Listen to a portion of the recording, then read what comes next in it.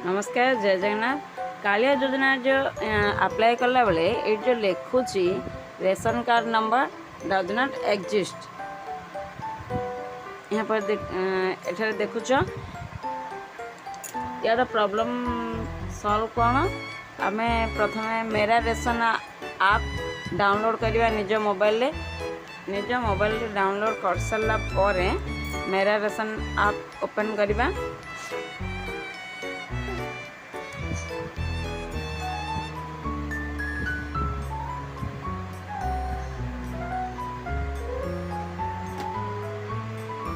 यहाँ eighty Hindi English अच्छी आम इंग्लिश चॉइस करवा माने सिलेक्ट करवा।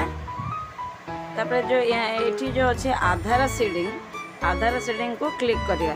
एटी चाउल कार्ड अच्छी आधार नंबर अच्छी तो आम रेशन कार्ड नंबर तो जाने ए आधार नंबर सिलेक्ट करवा।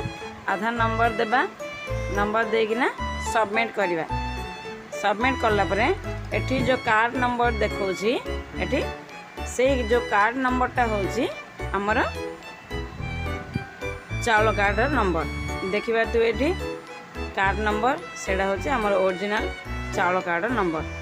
अधिकांश जो ऑफिस तरफ मिलता होची सेटा भूल थाउची तो ये नंबर देखि कालिया योजना अप्लाई करले हमर प्रोसेसिंग हबो।